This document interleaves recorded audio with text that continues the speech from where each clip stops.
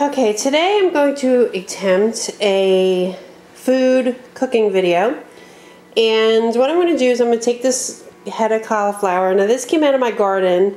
You can see how big it is. It's huge. And I am going to use this to make cauliflower soup.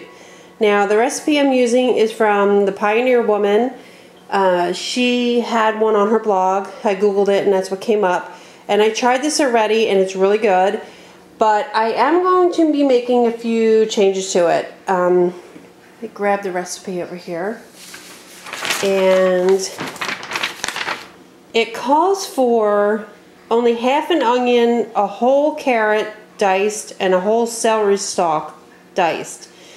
And I'm going to use a whole onion, a couple of carrots, and maybe a little more than 2 stalks of celery. I like to have a lot of veg in my soups. I mean, if I'm going to put them in there, I don't want them just for flavor. I like to be able to crunch on them and eat them and stuff. So what I'm going to do is I'm going to start getting things started here, and I will bring you back. I'm not going to have you sit here and watch me cut all my vegetables. I've already done a lot of that, except for the cauliflower. So I'll get ahead and get everything cleaned up, and I'll get started, and we'll come back and I'll show you how it goes on. Okay, so what we have here is, this is 4 tablespoons of butter, and I'm melting that in my pan. And here I have my carrot, celery, and onion. Now, she says to put the onion in first and start cooking that and brown it a little bit and then add the rest, but I'm just going to dump it all in at once. So everybody go to the pool. And sorry about that, we'll grab the rest of this out of here. I can't find my tripod, so I have to go freehand here. Okay, and I have all my cauliflower washed, cut up, and ready to go in. So what we're going to do is we're just going to saute these down and let them cook and soften, and then we're going to add our cauliflower and the parsley. And I'm adding thyme and possibly a bay leaf. I haven't decided on the bay leaf yet. I'll probably throw it in. But, you know, to me, the recipe is just basically a guideline.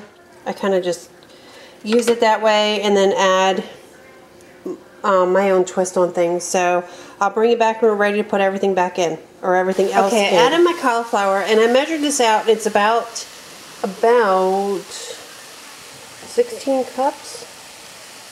Let me see. Yeah, 8 cups. There's 2 of those.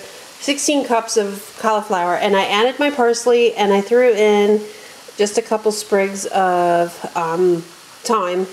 And I'm going to cover this, and we're going to let this cook down on slow or on low for about 15 minutes or so, and then we're going to add our chicken stock, and we'll create our roux and white sauce, and we'll throw that all in there, and soon it'll be soup. So as you can see, the cauliflower is starting to cook down and break down, and I'm adding my chicken stock, and I'm using a light and fat-free chicken broth.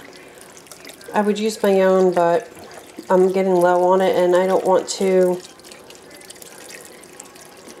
use all the stuff that I have. So we're going to add this in, and then we're going to let it sit for a while on the stove. We're going to bring it to a boil and then let it simmer.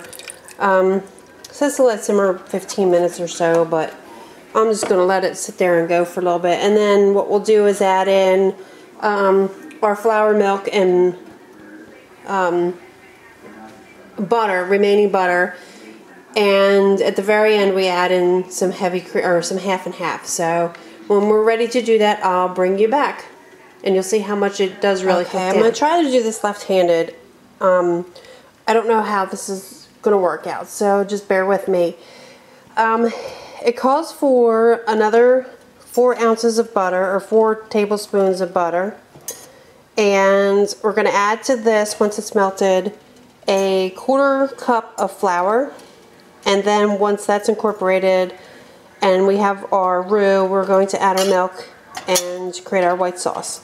The recipe that she has calls for adding the flour to the milk and then adding it to the butter, but I'm just going to do it the way that I know how to make a white sauce, and it does come out very loose. It's not going to be a thick white sauce or anything like that. And then when we add it to our soup, it's going to just give it that creamy texture like a cream of mushroom or, you know, cream of broccoli or that kind of a soup. So let me get this going. My battery is dying, so hopefully I can get this filmed. I'll show you when I get back. Get this melted and add the flour and everything. Here is the final soup. I added my